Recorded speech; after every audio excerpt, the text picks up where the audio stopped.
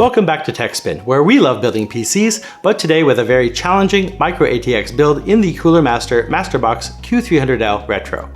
While the original version released March 2018, this white Mondrian art piece was released with obvious maximum effort in November 2021. While Cooler Master delivers excellent cases like the H500, the TD500 Mesh, and more, it can make some poor cases too. And this case front and top is over 80% blocked by metal. So let's see if we can save this Q300L Retro from the scrap heap with some upgrades, or if it's only suitable for casual office work. I'll tell you what is suitable for your cooling needs, and that's our sponsor, Noctua. Noctua's Redux Edition offers premium case cooling with industry-grade hydro bearings and vortex control blade tip notches for supremely quiet and exceptional long-term operation, and they won't break the bank. Check them out at the link below.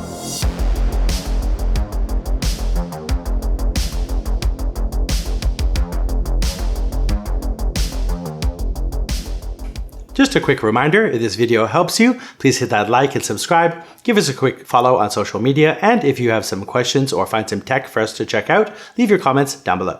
Any updates for this video will be on the techspinreview.com companion post. Here's the quick summary.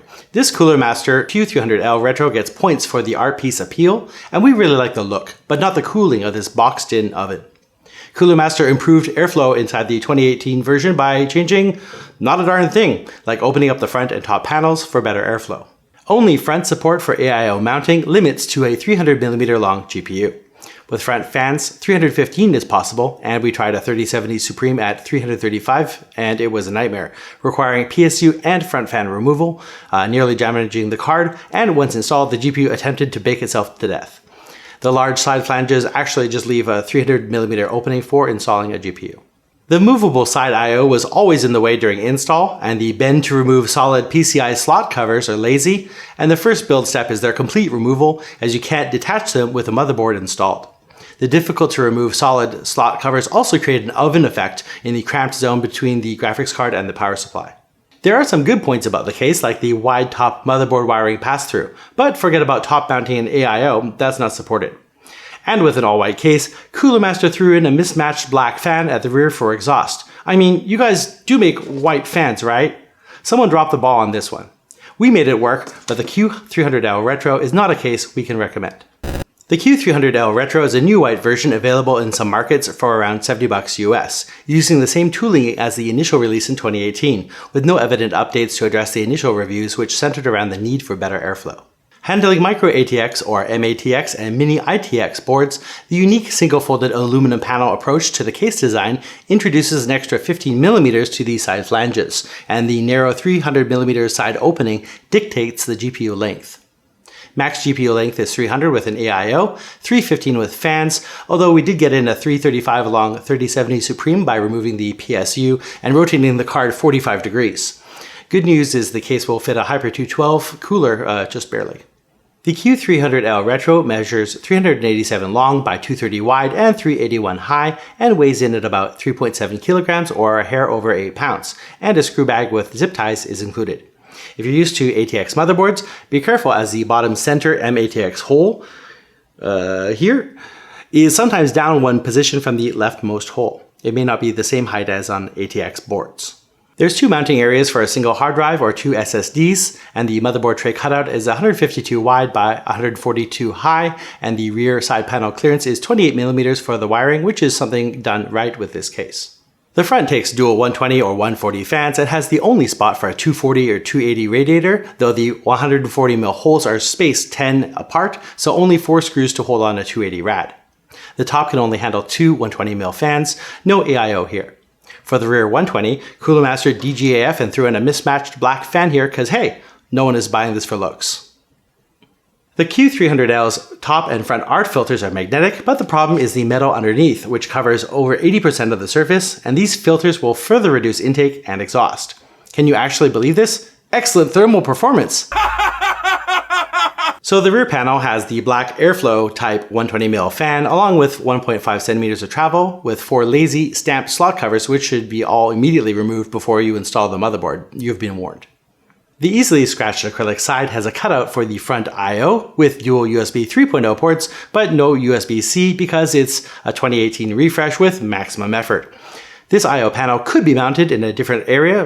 Left, the upgraded fan blocks it. Top, not really enough clearance with fans for the thick USB wiring. Or bottom, yeah, maybe. 2 front panel and 2 side panel screws attached to I/O. Just remove it completely until the end, as we've already reinstalled this panel like 14 times. On the bottom there's rubber feet, and the filter is held on by rubber plugs that come off fairly easily. The case is also designed to lie on its right side, as the panel screws also have rubber feet. So, build tips. Install the motherboard standoffs, making sure they match the motherboard holes. Remove all rear slot covers, and remove the front I/O completely until the end of the build. Put in the motherboard, plug in the top ATX 8-pin wiring, attach the CPU cooler and any top fans, then GPU, DDR4, PSU, and then reattach the front I/O in that order. So for the Q300L Retro, we're going to run this case stock first with a Hyper 212X cooler with a single fan. Second test, we used one Noctua NF-F12 and 2 NF-A14s, and we ran each test over 10 minutes. Our testbed is an MSI B660M mortar Wi-Fi DDR4 with an i5 12600K, different RTX 3070 Supreme at 335mm long. All tests were run with the remaining 2 solid PCI covers still on. So at a 24.5 degree ambient temperature with just the stock single fan, we're sitting at 32 degrees at idle, 68 at CPU load, and 73.1 degrees GPU load with the CPU at 49 degrees no load. This is just the CPU handling the FurMark bench and heating up as the case internals heat up, not promising. The 5-minute cooldown shows the CPU at 38 degrees and the GPU taking a long time to get back to ambient, still up at 37.4 degrees with zero load, as the long GPU splits the interior into 2. This case can't dump heat well under the GPU area due to the solid PCI slot covers and nearly solid front panel. Next, we're running the standardized test with static pressure Noctua fans. At idle, we're sitting at 32 for the CPU and 33.2 for the GPU. Running FurMark, we see 63 max on the CPU under load. The 335mm GPU actually performed worse under load at 74.3 degrees running FurMark, and we believe that this is from the negative pressure being better due to its closed off panels. However, the cooldown was better at 34 degrees CPU and 35.3 GPU temps. The top of the Q300L Retro does not support AIOs, but we planned for a 240 here and tried to make it work, but there's no room. The single DDR4 RAM stick had zero clearance in the dual fan corner gap. The AIO fans were pushing it out of contact with the slot pins. For front fans, we tried 2 Arctic 140 PWM fans up front with 2.4mm H2O pressure. But we left out the GPU for the next test as we had to remove it to get the AIO in up top, almost damaging the card. Running the FurMark CPU stress test, we hit a stable 67 degrees, 1 degree shy of stock, and 4 degrees worse than standardized. The blocked case top is not allowing the air to escape and is recirculating the hot air. However, the CPU hit a frosty 26 degrees at idle, so we know the AIO cooler is operating properly. We'll need to dedicate a shorter graphics card to future case reviews. We tried the edgemost hot panel hose for the AIO, but the case is too narrow and the fans were vibrating the wedged-in DDR4 stick, so this wouldn't be reliable. So the final build has reversed airflow with a push on the AIO out the front of the case and 3 sickle flow reversed pulling air in from the back and top. We ran out of time for testing temps unfortunately, but it shouldn't be an improvement as the top 120 fans are outperformed by the static pressure 140mm fans we had planned. Please take a moment to hit like, get subscribed, and click the bell. It supports us making new episodes and you'll get notified when we release new videos. I'll start by saying we really like the design of the Cooler Master Q300L Retro. Anytime you can bring something unique to the market, we're all in. However, the lack of attention to detail becomes apparent when you start your build. The biggest problem is the extra interior flange, which cuts down accessibility, and none of the case sides are removable.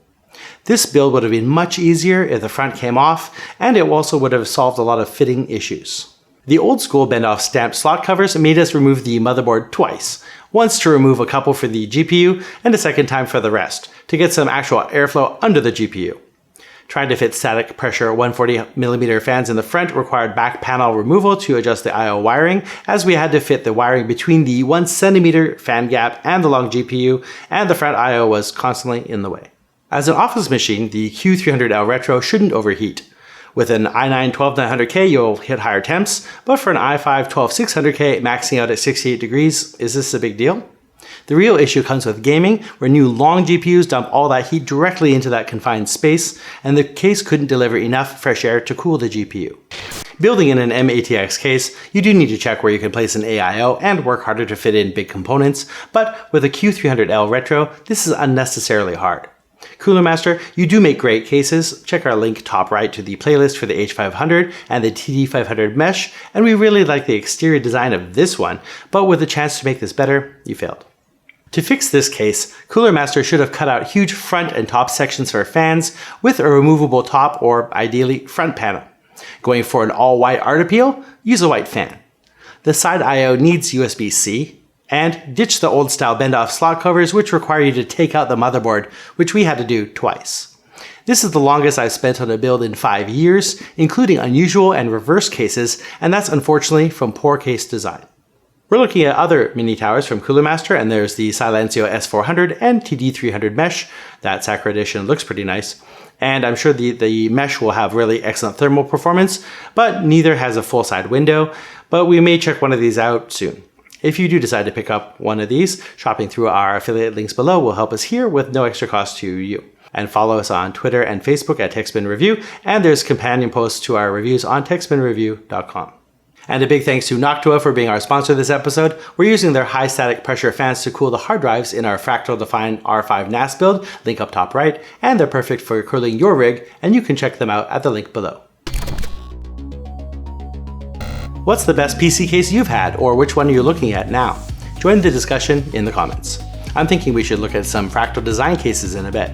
And we're interested to hear what you want to see reviewed. Please take a second to hit like, subscribe, the bell, and we read and reply to a lot of comments, so if you have a question or if we missed something, please do tell us down below. We really appreciate you watching this far. Thanks for your time, and we'll see you on the next. Bye for now.